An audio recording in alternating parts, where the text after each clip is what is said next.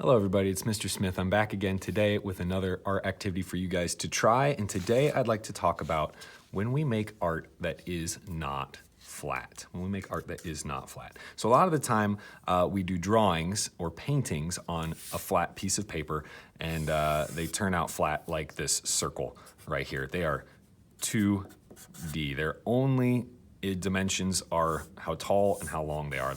They're flat like a piece of paper. But sometimes we can make artwork that is not flat like a piece of paper. It is what we call 3D.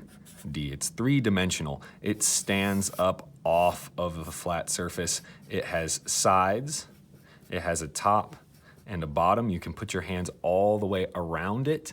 You can pick it up, you could hold it. That is when something is three-dimensional. Now, when we make artwork that's 3D, we have a special word for it. We call it a sculpture. Sculpture. It's called sculpture because you sculpt it, you build it, you make it something that stands up that's 3D. And I have some examples to show you guys really quick right here. So for example, sculptures could be made out of just about anything you can imagine, whether it's fabric, steel, metal, wood, all kinds of things. But I have some examples here. I've got a clay dish with a leaf pressed into it that I made, and it stands up. It's not flat. I can put my hands under it, around it. You can see it stands up off of the table. It's a little bit three-dimensional. I've got a clay mask face, and it is 3D. It stands up, it's thick, the nose pokes out of the front. It's a sculpture. I also happen to have one that's carved out of wood.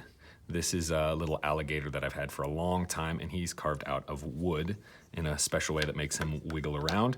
Or you guys might even have some of these. Toys can be really great examples of sculptures. These are molded or sculpted out of plastic, and they are not flat like a piece of paper. They can stand up, you can play with them, and they are an example of sculpture. So you can make sculpture out of just about anything you can imagine. But today I'd like to talk about one good way that you can make sculpture, and that is out of paper. Now, I know that some of you are origami masters and you like to fold paper to make sculptures, but one way that I like to, that's a little bit different, maybe you haven't seen, is by making a paper line sculpture, like this sculpture that I have right here. And you can see that instead of folding, what I've done is I've used paper lines to make all these crazy shapes and designs and structures that stand up off of the surface of this paper. So this paper's not flat anymore. It's got all these lines that stand up off of the top.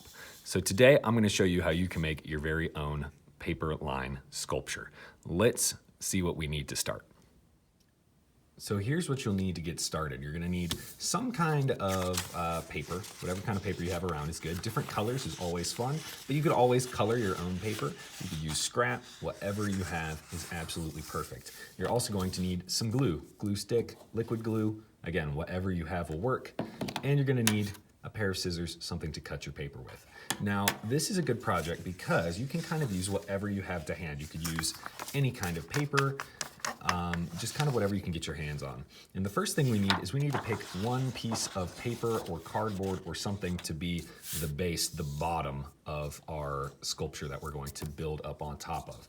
Now, if you happen to have cardboard or heavier paper, something that's nice and sturdy, that's always a good thing to build on top of. So we're gonna take this and we're just gonna set it aside for now because we need to start by making our paper strips. So I'm gonna take a couple extra pieces of colored paper, and very simply, I'm going to cut them into skinny rectangles, our lines that we're going to use for our line sculpture. So I'm gonna go ahead and speed this up so you guys can see that happen right now.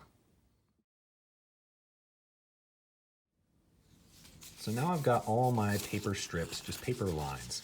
And now we can talk a little bit about how we can use these lines to make some different shapes in our sculpture. But the trick is first, before we talk about different kinds of lines we can use, we need to talk about how we're gonna make this line stand up. Because all by itself, it's probably not gonna do a very good job of standing up very tall. It's gonna fall right over. So what we need to do is we need to give our line some feet to stand on our paper. We need to give it some feet so it will stand. So what I like to do is take the end of my paper rectangle, my paper line, and I'm going to just fold it over right on the very end to make a little foot for it to stand on. Now it's got one leg, 1 foot, it can go hopping, right? But still, if we try and glue that down, it might stand up tall, but it might fall over. So we are going to give it another foot on the other end. We're just going to simply crease the end down, give it a nice fold, and now it's got a foot on this end and a foot on this end, and now it's got 2 legs so it can go walking and it can stand. So now we've got a line that we can stand up. We're just gonna take a little bit of glue to put on the ends. I like to use liquid glue just because it's extra strong, but again, you can use whatever kind of glue you have. But my rule for the glue, as you all know, is just a dot, not a lot. All we're gonna do is just a couple small dots. Just a dot, not a lot. We don't need to soak our paper through. We don't need to get it so sticky and gooey that we're making a giant mess.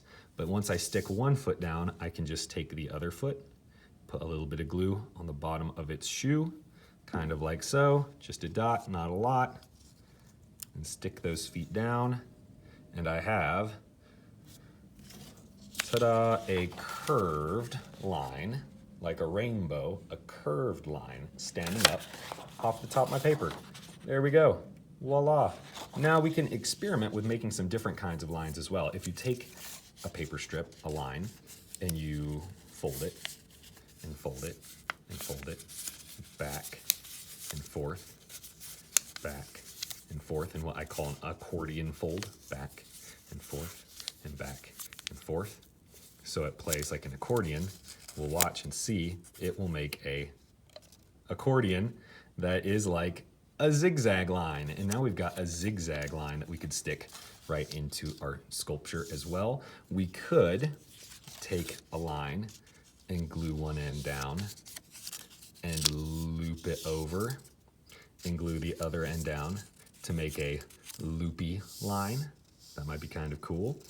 Or we could take our line and we could wrap it around a tool like a marker or a pencil. And if you wrap it really, really tight, it can make a spiral line, kind of like a little spring.